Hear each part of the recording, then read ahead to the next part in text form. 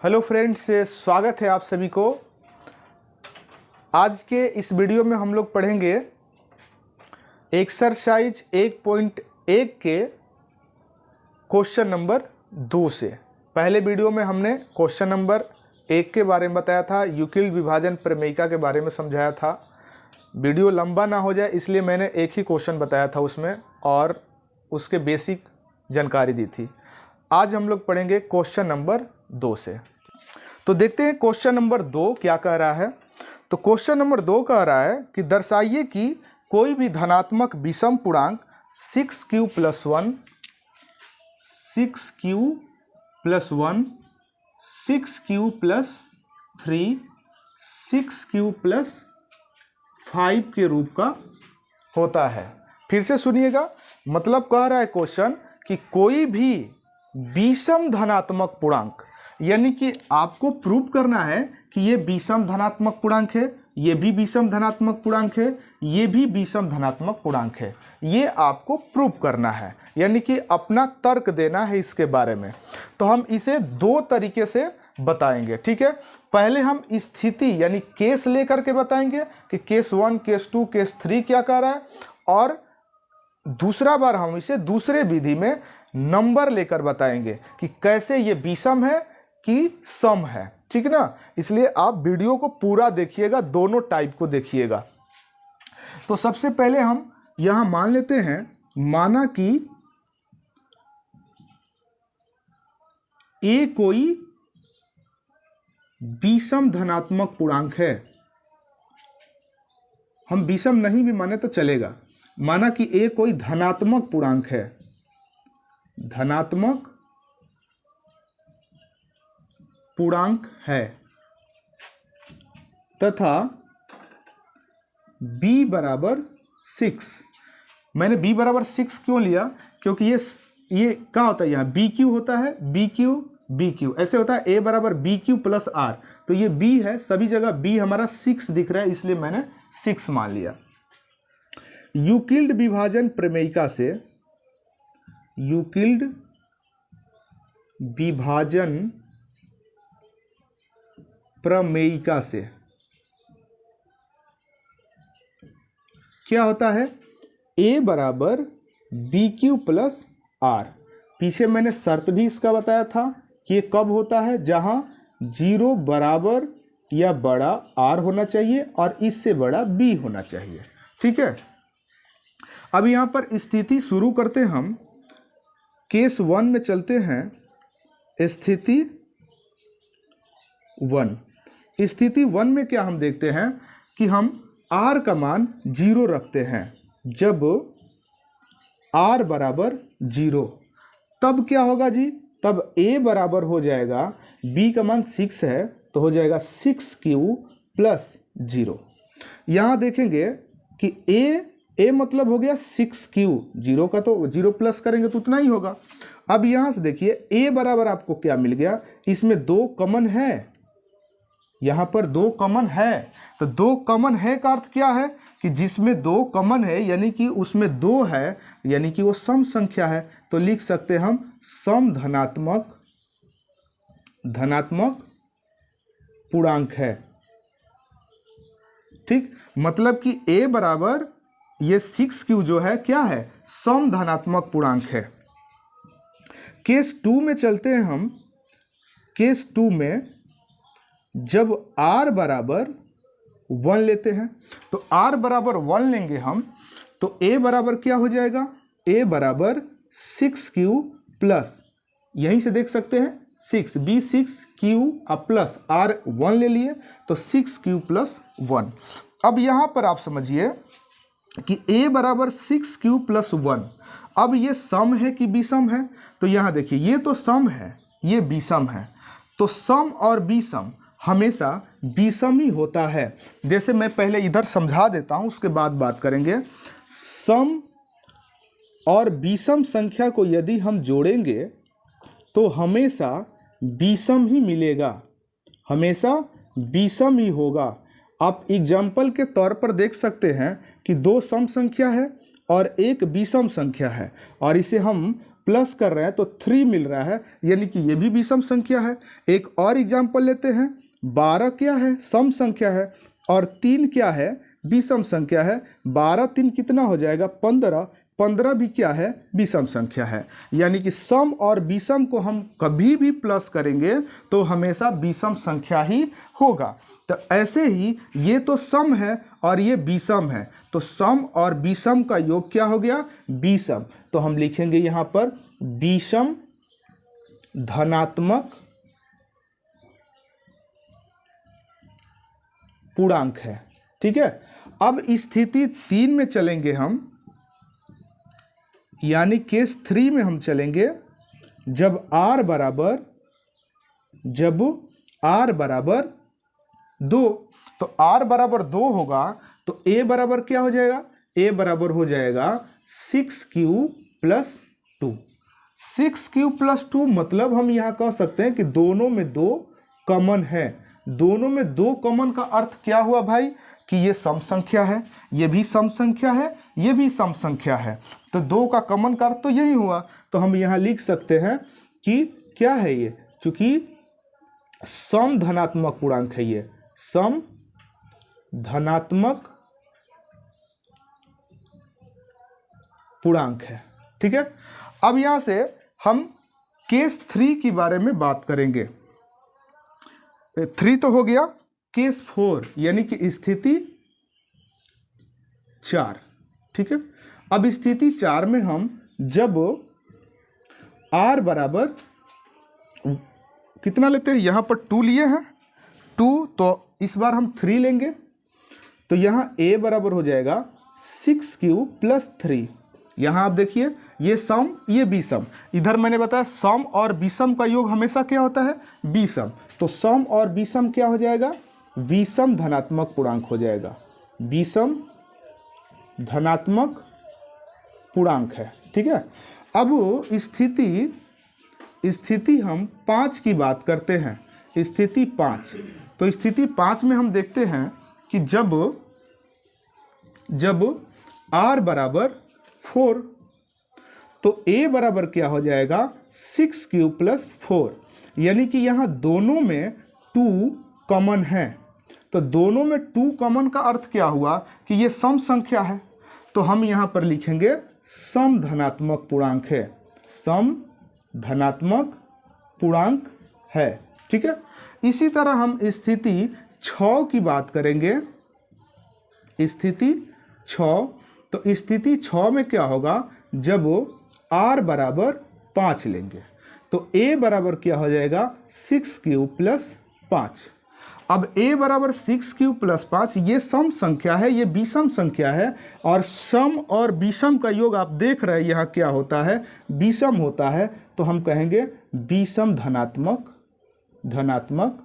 पूर्णांक है। आप पूरा लिखिएगा, ठीक ना? हम शॉर्टकट में लिख देते हैं। अब यहाँ पर आप पूरे क्वेश्चन में देखिएगा तो आपको पता चलेगा कि फर्स्ट स्थिति जो है 6q, ये क्या है? सम धनात्मक पूर्णांक है। दूसरा स्थिति 6q प्लस 1 विषम धनात्मक पूर्णांक है। देखिए ये हमको चेक करना था कि विषम है कि नहीं, तो उपरोक्त विधि से ये तो विषम दिख रहा है। तीसरे स्थिति की बात करेंगे तो ये भी क्या है? सम धनात्मक पूर्णांक है। और ये वाले a बराबर 6q प्लस 3 विषम धनात्मक पूर्णांक है। मुझे ये प्रूव करना था कि विषम है कि नहीं। और ये वाला, ये पांचवें स्थिति में ये भी सम धनात्मक पूर्णांक है। और छठे स्थिति में 6q प्लस 5 विषम धनात्मक पूर्णांक है। तो यही मुझे चेक करना था कि 6q प्लस 1 क्या है? विषम है कि नहीं? ये विषम है। 6q प्लस 3 क्या है? ये भी विषम है। और 6q प्लस 5 क्या है? ये भी विषम धनात्मक। अतः यहाँ लिख देते हैं, अतः उपयुक्त विधि से यह स्पष्ट है कि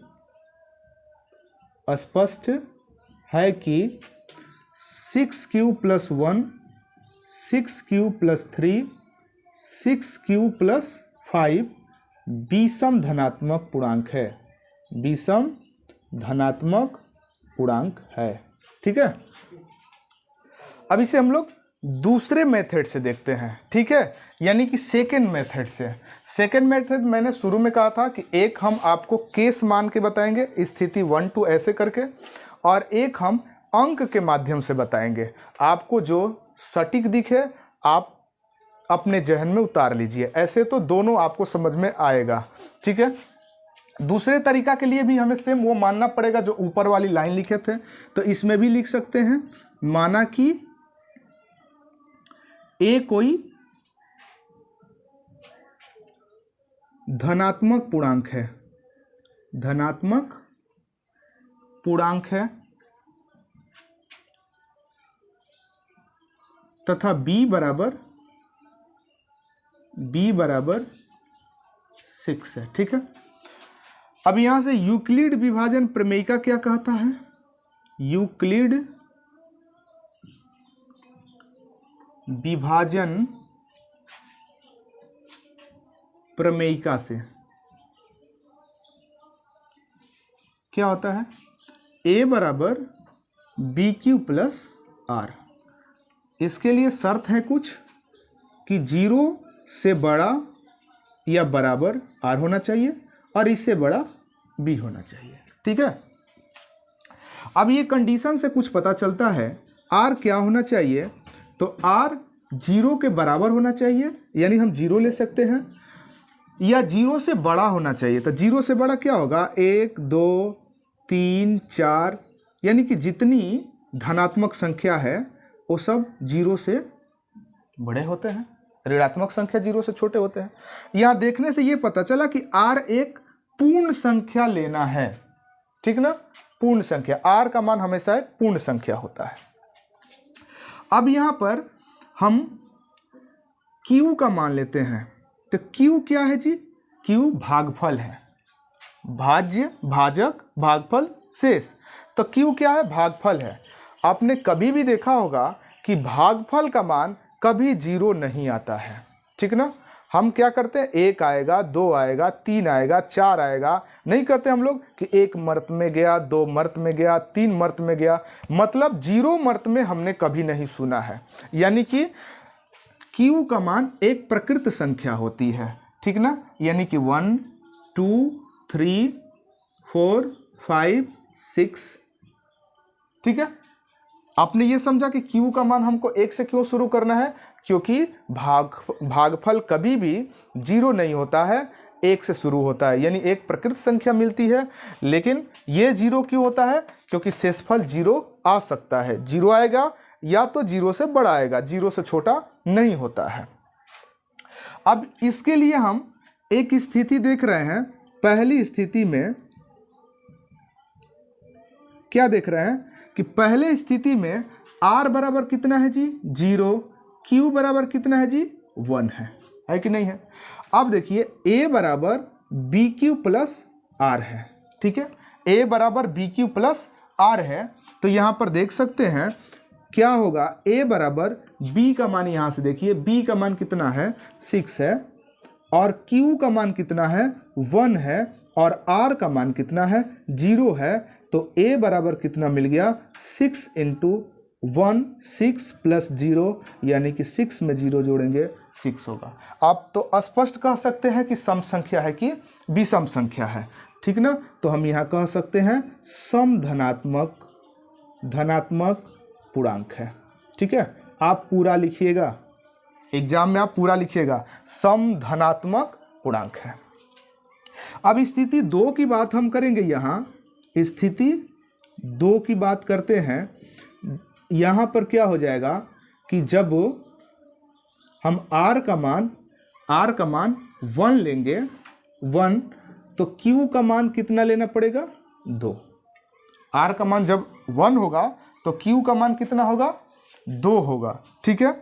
अब यहाँ से देखिए तो a क्या हो जाएगा, a 6, यानी कि इसमें हम मान रखते हैं कहाँ पर, यहाँ पर, तो b का मान 6 है, तो 6, फिर q, यहाँ पर q का मान कितना ले लिए हम, 2, और r का मान कितना ले लिए, 1, तो a बराबर कितना मिल गया, 6 दूनी 12, 1 13। अब क्या कहोगे, स्पष्ट रूप से कहोगे कि विषम धनात्मक पूर्णांक है, ठीक है, विषम धनात्मक पूर्णांक है। अब स्थिति 3 की बात कर लेते हैं हम। स्थिति 3 में क्या करेंगे, यहाँ देखिए ये 3 है, तो यहाँ पर r हम 2 लेंगे और q 3 लेंगे। जब r बराबर 2 तो q बराबर कितने जी, 3। यहाँ पर भी आप जब लगा दीजिएगा कुछ ठीक लगता है, और तब भी यहाँ लगा सकते हैं, कोई दिक्कत नहीं है।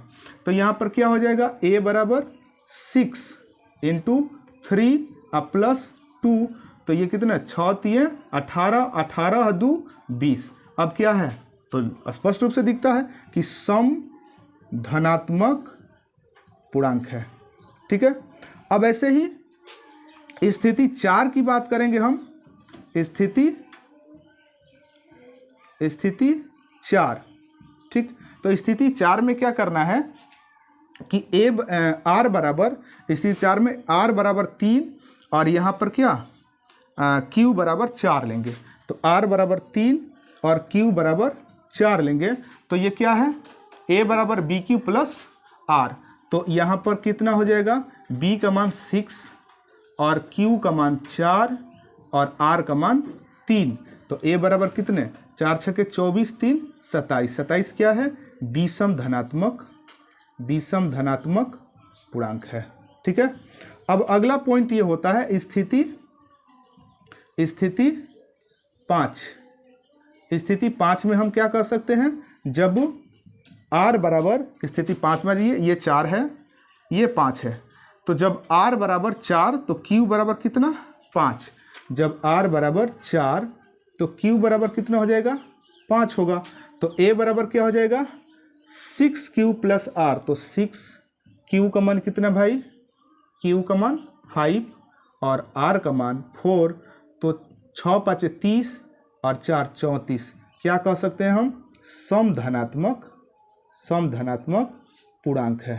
ठीक है, इसी तरह हम स्थिति 6 लेंगे।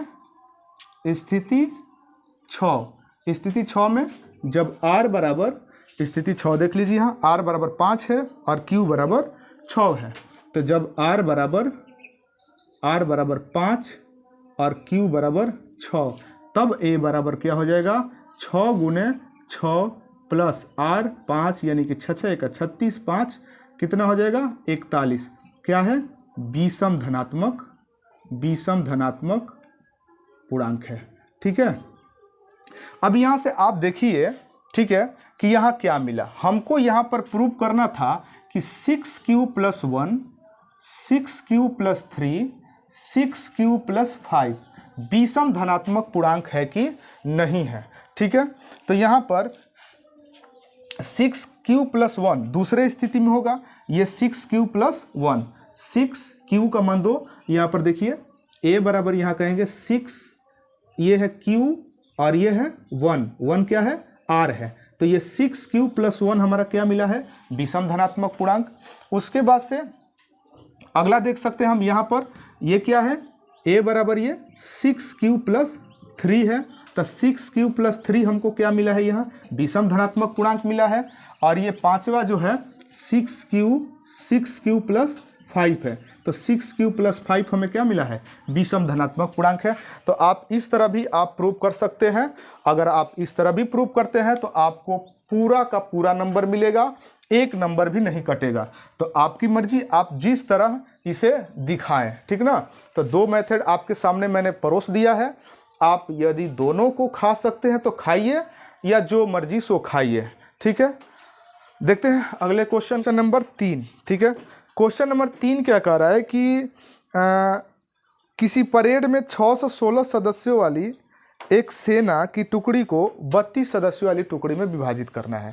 अब बात को मेरे अच्छे से समझिएगा। ठीक ना, टोटल सेना कितने हैं, 616